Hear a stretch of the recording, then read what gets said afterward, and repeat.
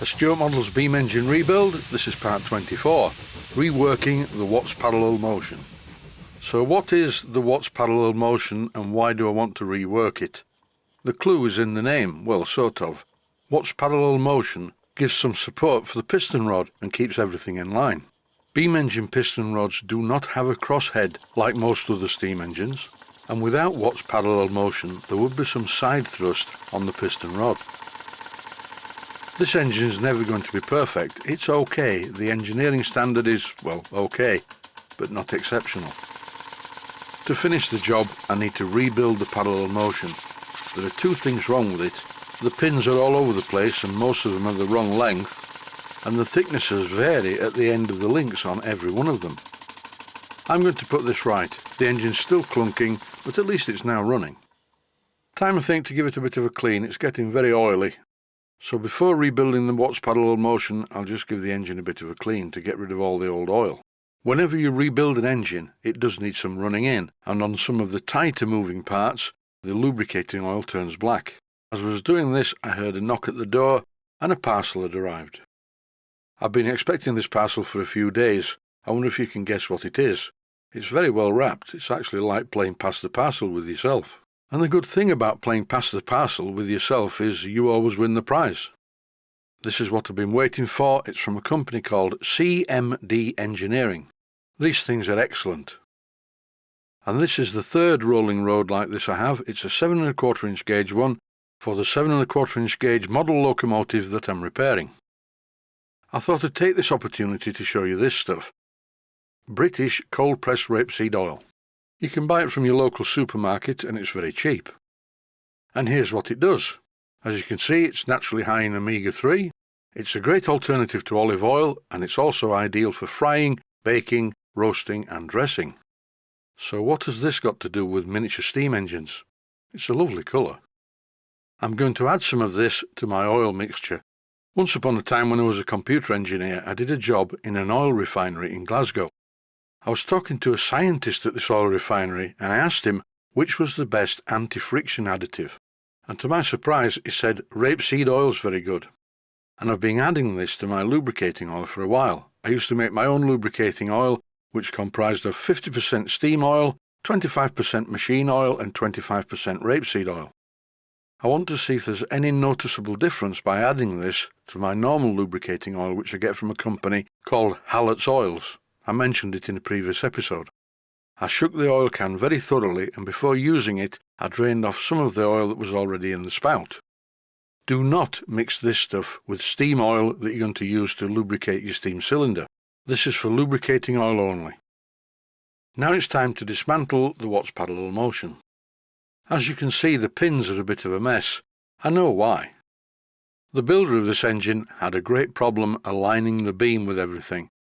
So his answer to that was to machine a lot more off the beam and make it thinner and move it over to one side, when all he really needed to do was position the cylinder in the right place, which is what I did a few episodes ago. This long pin that I've pushed through the beam was going to be the piston rod, but when I was threading it, it spun round in the chuck and that's what the rings are on it. So on the second attempt I tightened the chuck, and the piston rod was made from a different piece of steel. This is 3/16 of an inch in diameter, the same diameter as the pins, and I'm checking the fits, and they're not brilliant, are they?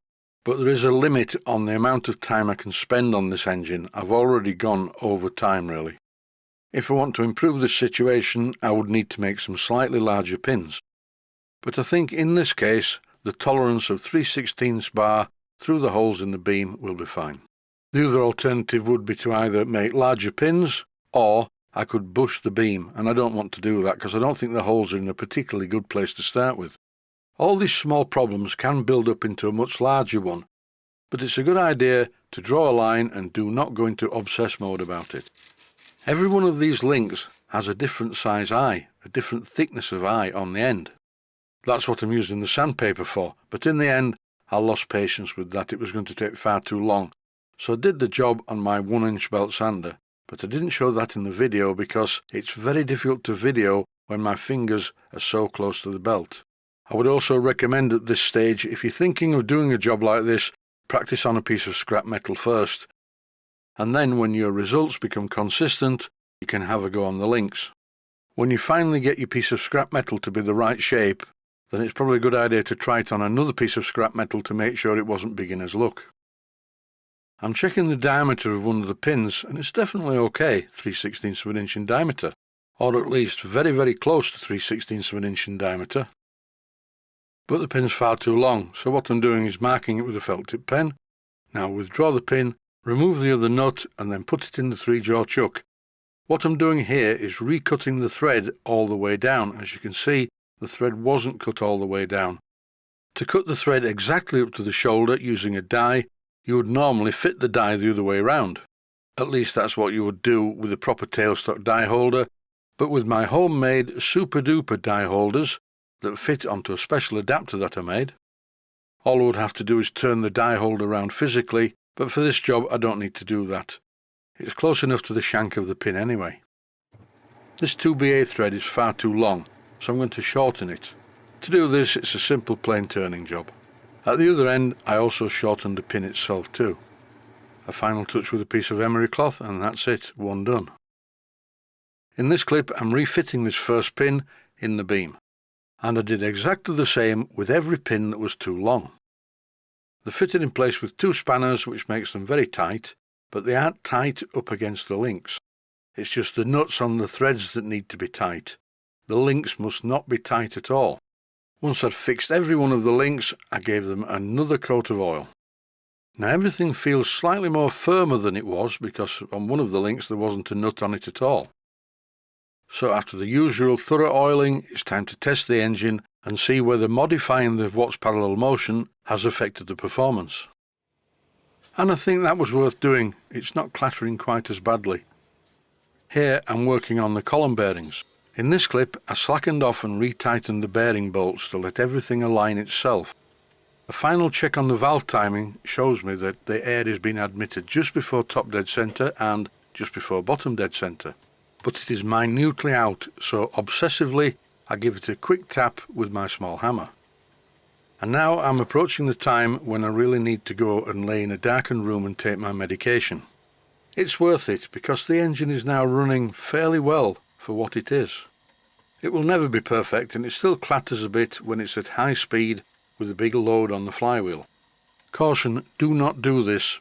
I have a degree in stupidity, so I can do it. I'm applying some side pressure to the main connecting rod, and suddenly it gets a lot quieter, so some of this noise that you hear is just connecting rod side slap, which is very common. And that's about it. In the next episode there'll be a steam test. Thanks for watching, and I hope you found it useful. Please take the time to visit my Mainsteam Models website. Click on the section of the website that says Video Playlists. And by doing that, you will find it very easy to find other videos that you may like to watch.